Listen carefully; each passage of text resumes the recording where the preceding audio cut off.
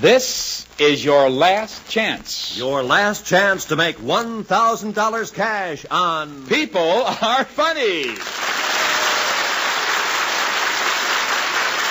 Yes, transcribed from Hollywood, John Goodell's production of People Are Funny. Brought to you by Milky Way and Forever Yours Candy Bars. Both quality bars made famous by Mars. And now, here is radio's top master of ceremonies, Art Linkletter.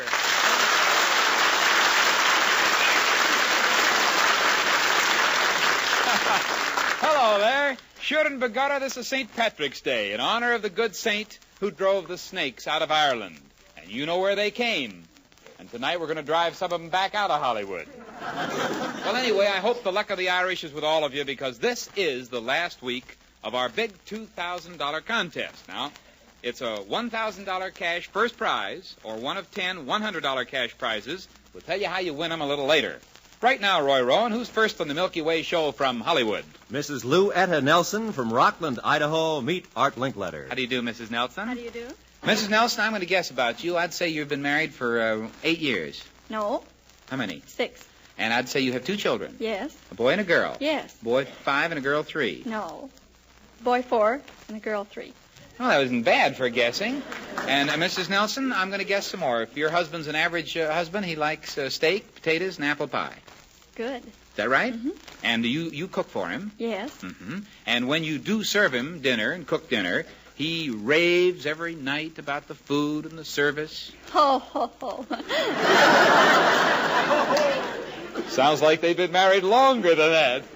Well, doesn't he ever leave you a tip on the dinner table? No, he does not. Well, I tell you, he sounds like the average American husband. And you sound like the average American wife who's a little tired of it all. And how would you like to have it all changed and get flattered and even paid for the work you do at the dinner table? That would be wonderful. That's good, because for the next 20 minutes, you're going to be a waitress at Mike Lyman's restaurant here in Hollywood. Yes, that's true. Mike Lyman's famous restaurant is up here in the heart of Hollywood, and where's the uniform, fellas? Bring it out here. Have you ever done any work as a waitress? Ever waited on anybody? No. Never had any experience like this? No. Well, when you volunteered, you were ready for anything, weren't you? Yes. All right. Now, have you ever been in New York City? No. Well, did you ever hear of a restaurant there where the waiters and waitresses, it's a big gag, you know, they insult the customers? No. Well, it's a very famous place and proves that people are funny. They go someplace to be insulted. Did you know there was a restaurant like that right here in Hollywood? No, I didn't. Well, there wasn't until tonight. You're going to start it. Tonight, your job is to be a waitress and go from table to table. You'll be assigned one by the manager up there, Max Lerner. Now, you're going to go up there and try to insult every customer you wait on. Now just try it out. For instance, supposing that I was a customer up there and I said, "Lady, would you mind waiting on me?" What would you say? Don't get your shirt off. Get your shirt off.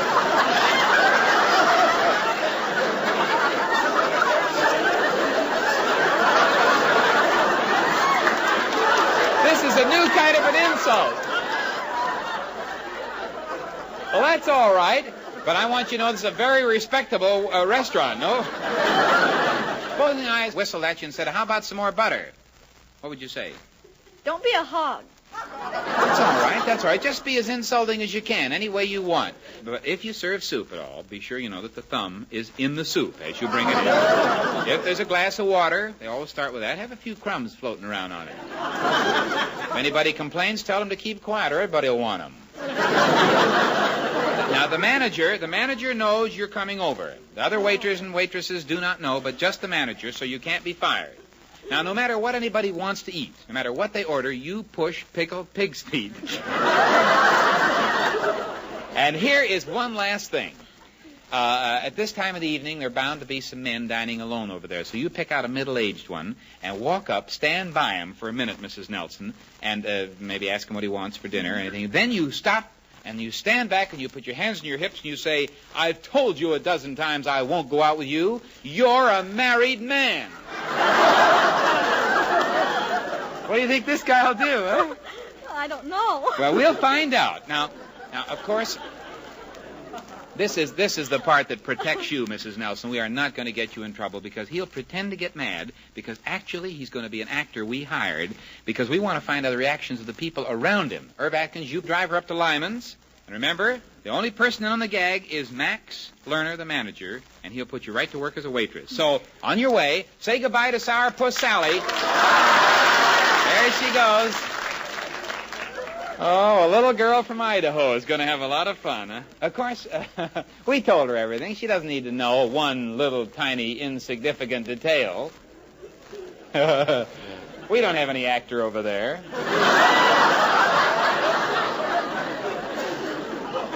No use doing it the easy way. Atkins will just point out some poor unsuspecting character sitting there. We should worry. We have lots of contestants.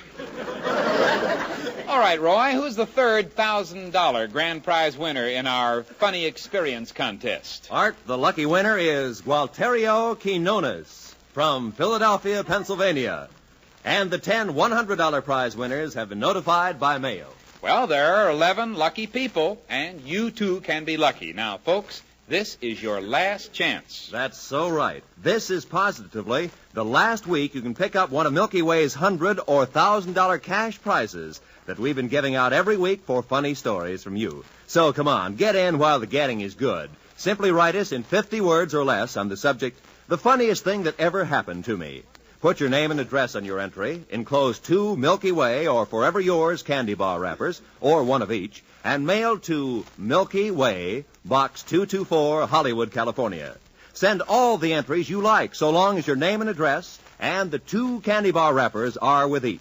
But your entry must be postmarked before midnight this Saturday, March 21st, or you'll be out of the running. It will be judged on the basis of originality, humor, and interest of the situation.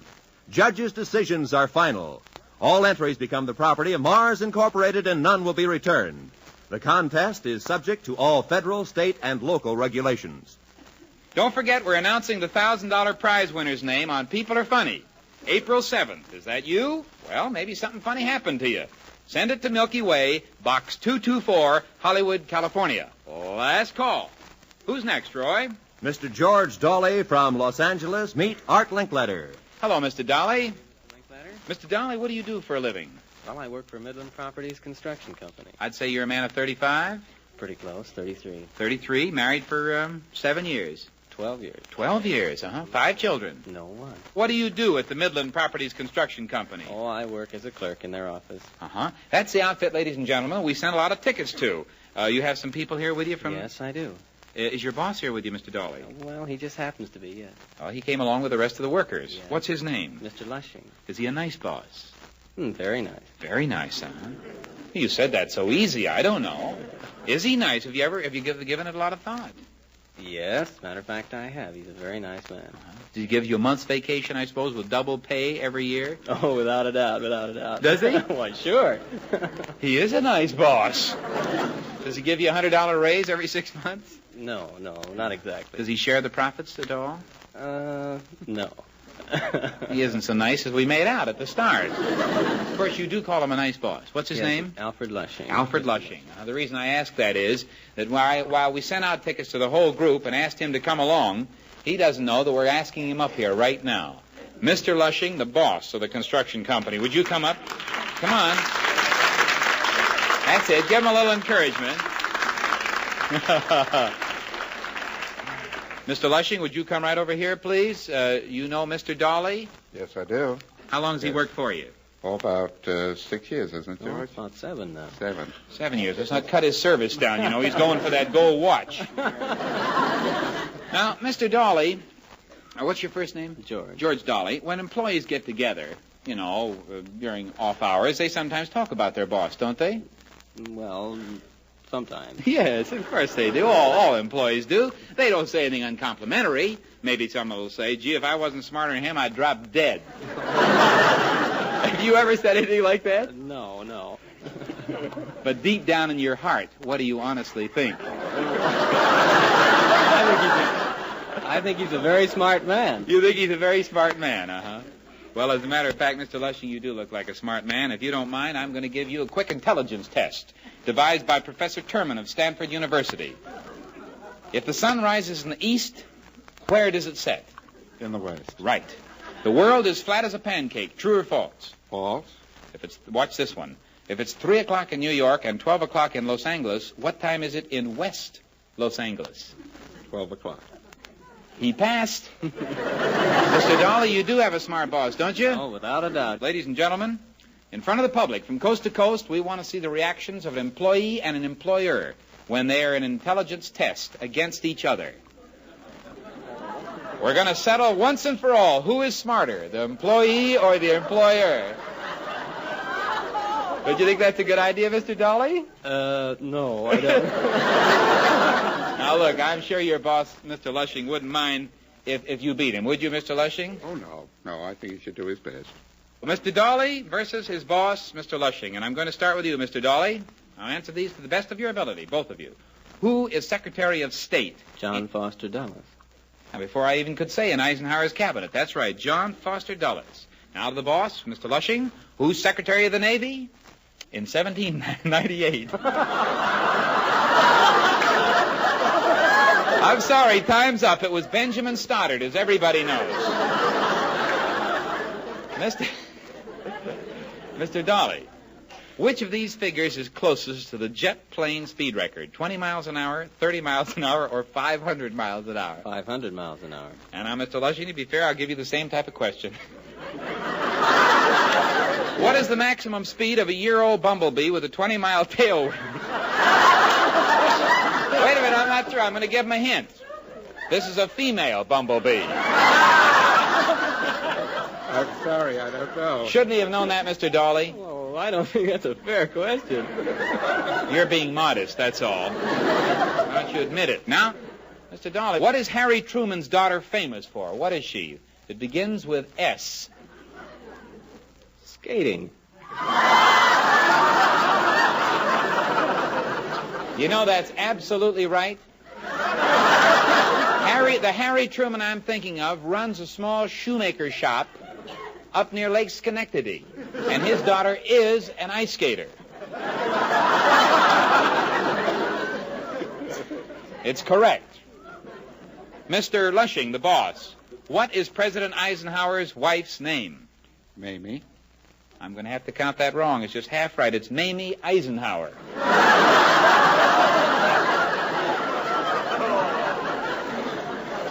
Mr. Dolly, your boss could miss him, can't he?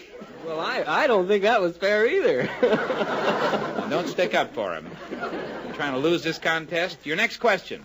If I had 2 pets and you gave me 2 more next week, at the end of next week, how many would I have? 12. You're right, they're rabbits. And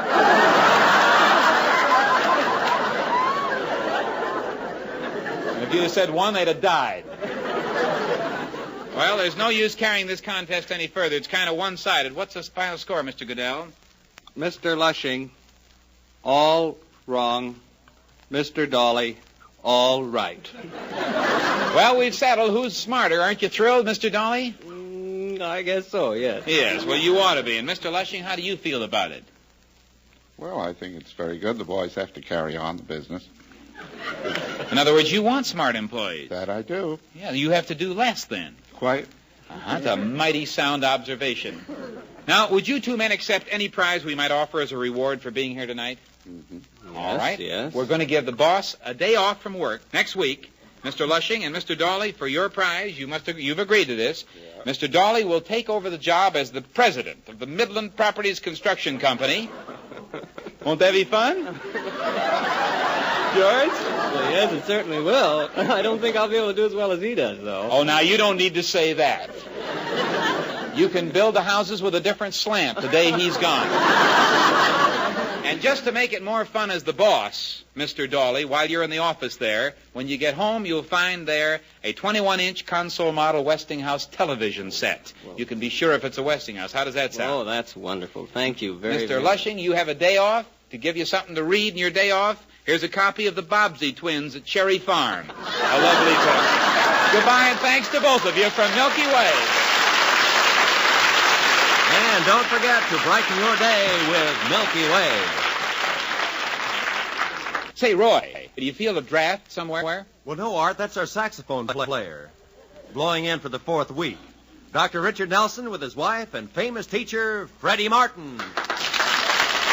Hi, folks. Hello, Freddy. Hello, Doctor. Hi, Art. Mrs. Nelson. Hello. Freddie Martin, from being one of the world's most famous band leaders, you have now been a music teacher for the last 3 weeks, trying to teach a young musician, Dr. Nelson, who has never before studied any music at all, how to play the saxophone. Mm-hmm. How do you like it? Well, Art, I'm seriously considering shipping out on a live bait barge to Bombay. Must have been a harrowing experience. And Dr. Nelson, you don't seem to be his favorite pupil. What's the trouble? Well, I wouldn't say he was my favorite teacher either. After 3 weeks, how do you like him as a critic? After all, he's been the judge of your music each week. Well, as a critic, I'm just waiting to get a chance to operate on him.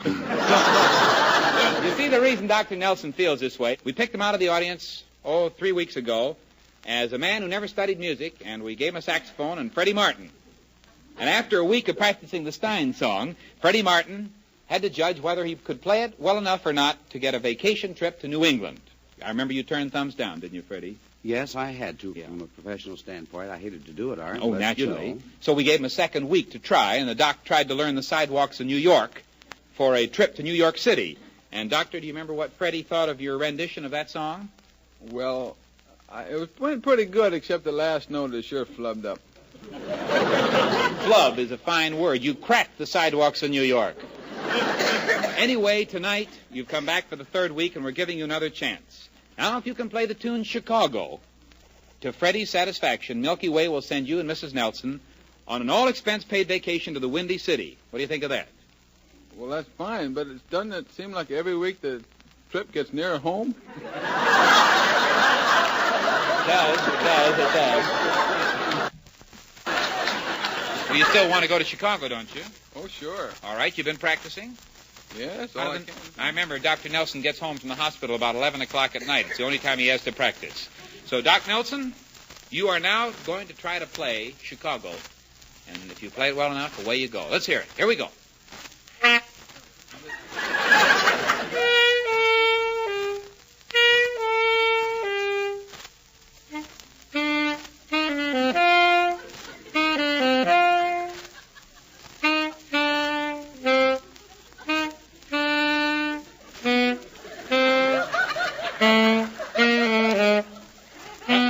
That's enough. No.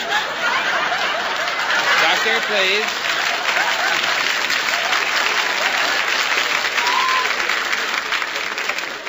The Mars plant is located in Chicago, and if you have just ruined the next batch of Milky Ways, we're going to sue you. Freddie Martin, you're a perfectionist on a saxophone, perhaps one of the great saxophone players of the world. What would you say as to whether or not he's playing it well enough? Well, Art, his embouchure is still very immature. His playing for the tune Chicago, that was a little on the legato side. Too much rubato, I'm afraid, Doctor. Sounds bad. I don't know what you're saying. Well, does he go to Chicago or not? I'm afraid. I hate to do this, but I'm afraid I couldn't say yes to that. Well, Doctor, you have worked hard now for 3 weeks, and I think you do deserve some kind of a prize. I'm going to give you one more chance. You believe me, don't you, Doctor? Frankly, no. I've been fooled too many times already. No. You've been a mighty good sport, and we're going to do this. In a hat that's being brought out right now are a number of songs, the names of songs. Now, if you can play just the first note, only the first note of any of the songs in that hat, Milky Way will give you and Mrs. Nelson a wonderful vacation at the place mentioned in the title of the song. Oh, by the way, you don't read music, of course, so Freddie, he couldn't be expected to read the first note, so you just draw in the hat, just reach in there and grab one out, and tell him what the first note is. B flat. B flat. Now, Dr. Nelson, here's your chance. You play B flat, and Mrs. Nelson and you go to the place mentioned in the title. So play B flat and really make that sharp. What do you say, Freddie? That's the most beautiful B flat I ever heard in my life. You mean to say, Freddie? we all made the it. notes on that horn, he had to pick out a B flat. You and mean to it's, say that his embouchure is not immature? No, sir. And he had his it right on the nose. His legato is not tacit? After all of these weeks, it's a pleasure now to hear that tone come out of there. That was beautiful. You They get the finally hit trick. the right note. Absolutely. And by the way, you have the slip there. What is the name of the song you picked? San Fernando Valley.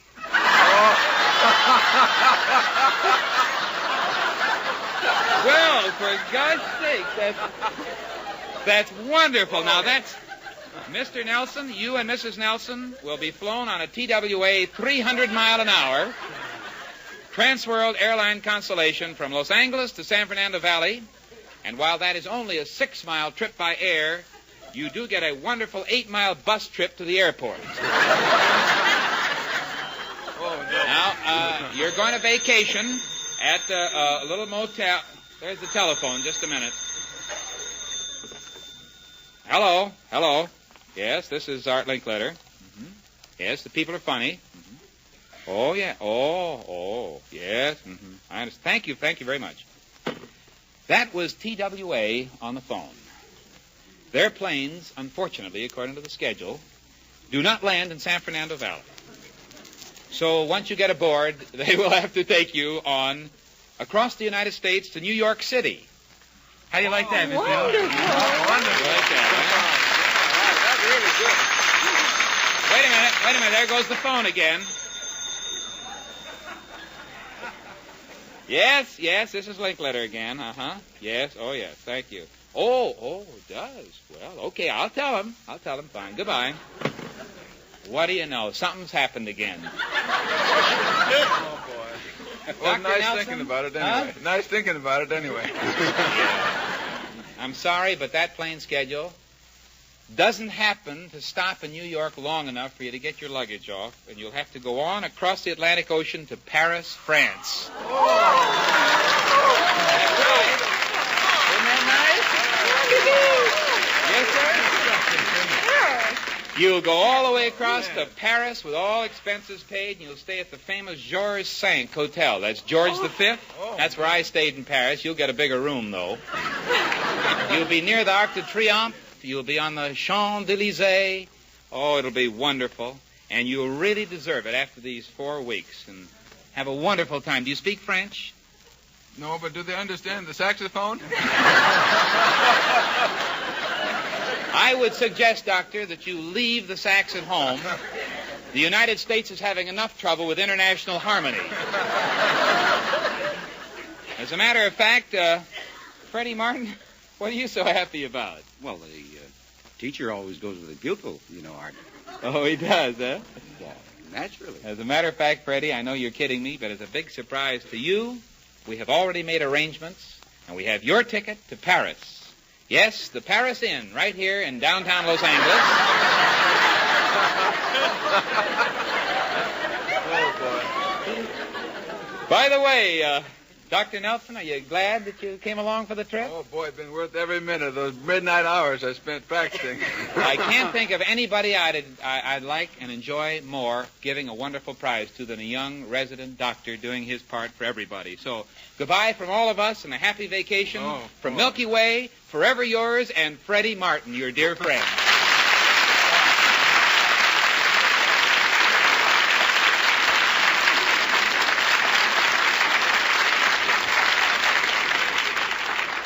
Say, before I forget, don't you forget, this is positively the last week you can pick up one of those big cash prizes in Milky Way's Funny Story Contest.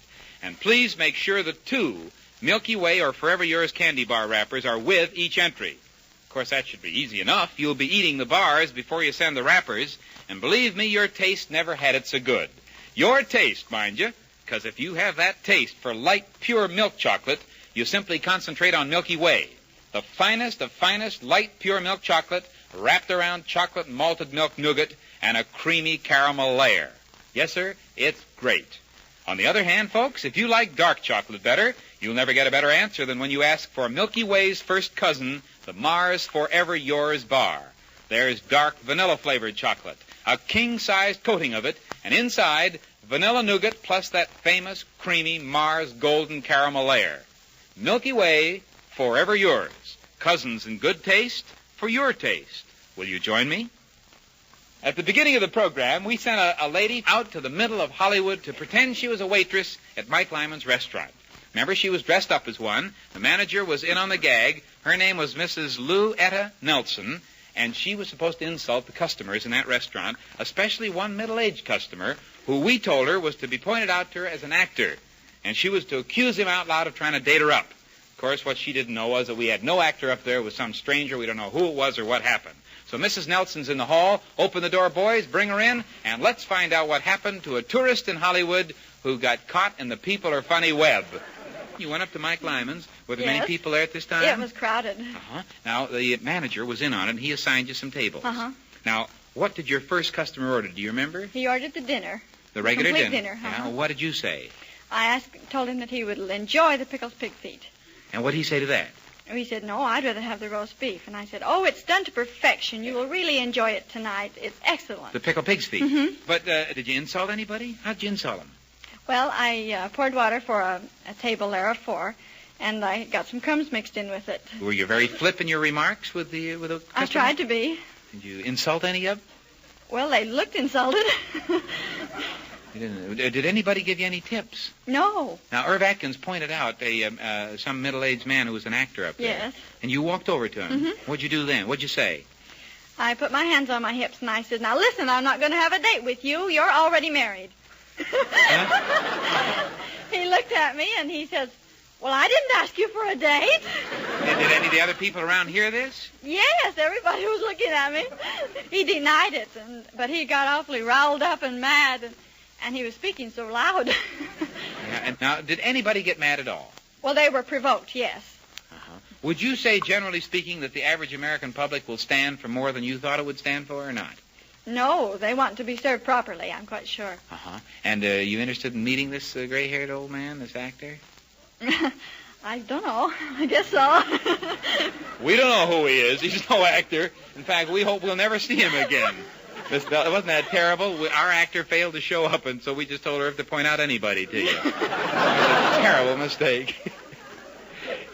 Well, Mrs. Nelson, you were the victim of a little hoax, as usual, on this program, and also you performed a little experiment, which I hope will lead you to be happier at home with your husband, even though he is not, being an average American husband, as prolific in his praise of you as you'd like. Are you going to be happy to serve at home for a while again? I certainly shall. You go back to that little town in Idaho, and glad to be there.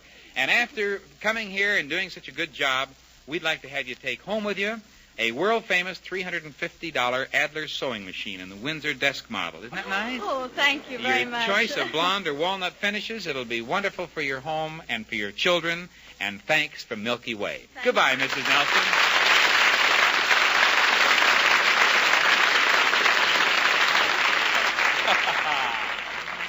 Yeah. No, next week on People Are Funny, we're going to try to get a man to fly without a plane, without a parachute. Will he do it? Tune in and find out. And now this is Art Linkletter saying goodnight from Milky Way and reminding you that you have only 4 more days to send in that funny experience for a chance at that grand prize of $1,000 cash or one of 10 $100 prizes. Now remember, the contest officially closes this Saturday, March 21st. But you still have time, so write your funny experience in 50 words or less. Mail with 2 wrappers from Milky Way or Forever Yours candy bars to Milky Way, Box 224, Hollywood, California. Do it now. Good night, folks. See you next Tuesday. People Are Funny is brought to you by Milky Way, America's biggest-selling chocolate-covered candy bar, and by Milky Way's first cousin, that dark chocolate-covered favorite, Forever Yours. Remember, when your taste tells you light, pure milk chocolate over chocolate malted milk nougat, ask for Milky Way. But when dark chocolate is your wish, Forever Yours is your dish. Milky Way, Forever Yours. Both quality candy bars made famous by Mars. This program was transcribed from Hollywood.